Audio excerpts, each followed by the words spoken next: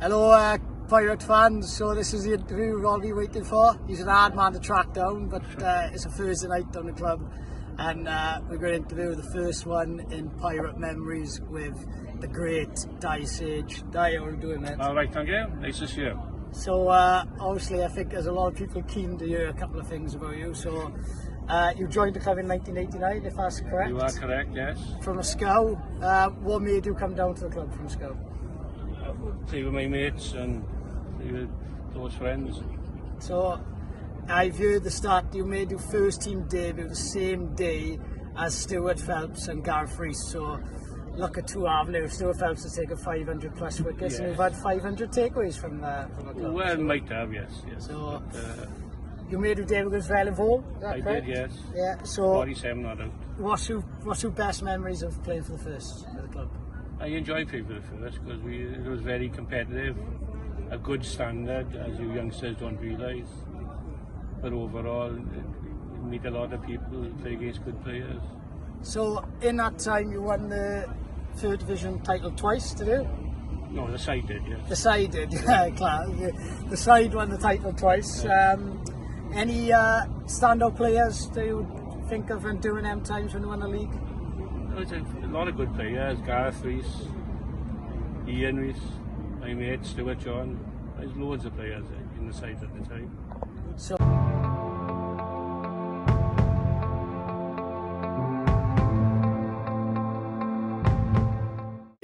the most famous 100 I think down here because it wasn't down here. No, I don't. From a Talbot player end, shall we say.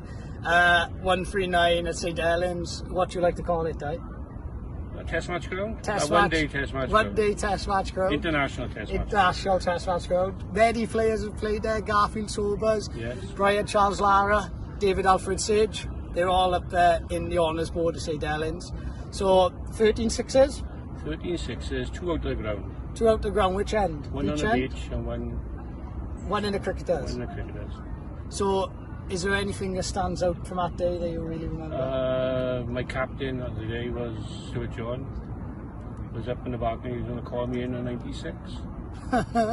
Didn't I happen on a tour once? He has done it later on. I was out that time. So at the time, was you playing in the first at the time? I think I was, yes. I might have been in and out.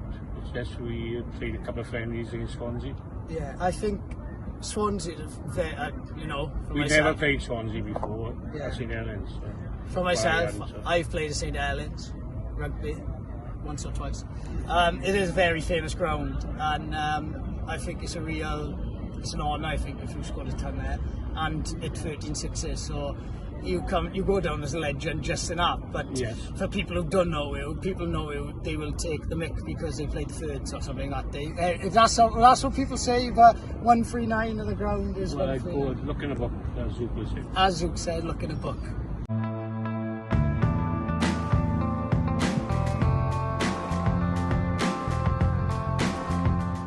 Well, I think the captain of the seconds, who's really pushing for a second team captain board down here, is the great man himself.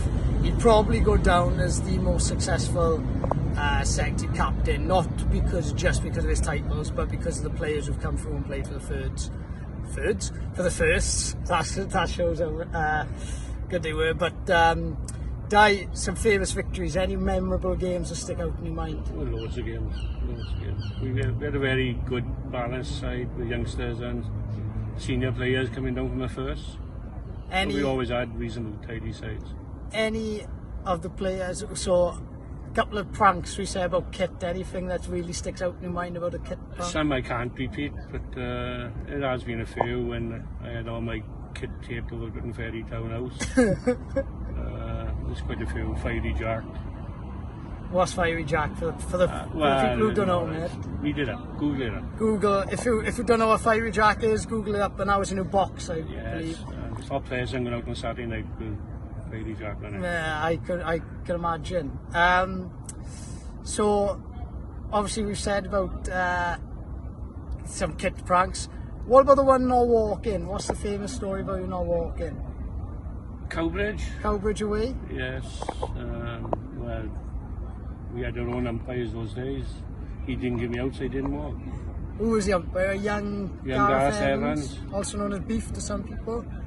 But that's not the actual story. The story that makes it is what did you do when you were driving out to the ground, eh? I stopped the car, or Mark Jones was driving the car, opened the window and shouted out.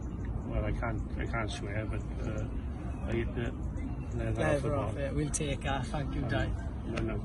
I actually I'll go one story of the seconds. I made my debut for the seconds when Di was captain, and a certain Barney Thomas had come down from the first, he was injured. We were in a decent position, and Di for some reason started to dry the runs up. So as we were in the change rooms, everyone had left. I was in the corner, and I was in the middle of a Di and Barney argument, and I felt it was going to go to blows. But anyone who's played with Di knows that he can get very stressed on the pitch. But you know, after the game end, there's only one person winding him up, and that's whoever he was having to go at.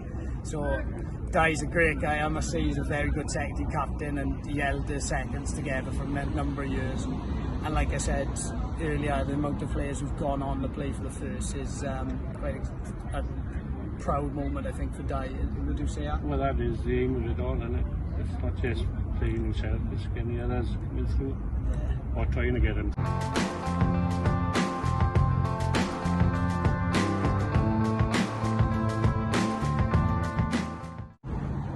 Apart from his playing, I think one of the biggest things Di is known about from down here is his coaching and his dedication to the junior sides. He's coached for 23 years at junior sides, and one of the most fascinating things for me that Di never had a kid who was playing. So you see, I have no granddaughter. Yeah, your granddaughter. No, that's what it. We'll go on to that. Di, don't be jumping the gun.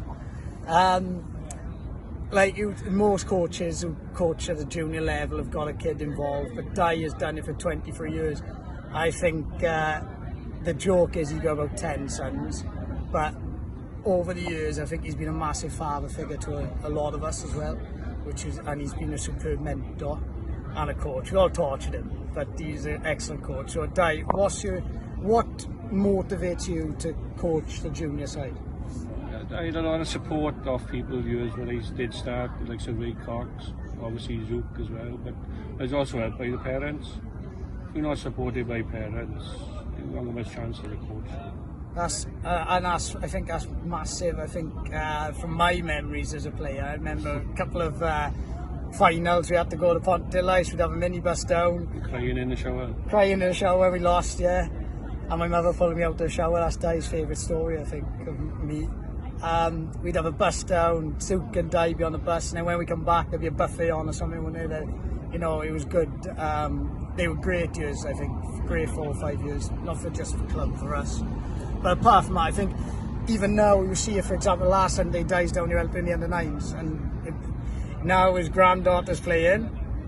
He's going to be probably there for another 10 years, so we'll have to have a 30th anniversary day when he comes as a coach. No. It's about kids playing, isn't it? Yeah, absolutely. And enjoying it. Absolutely. I think about 90% of the players who've been involved in the first team over the last 10-15 years have been coached or captained by you, definitely.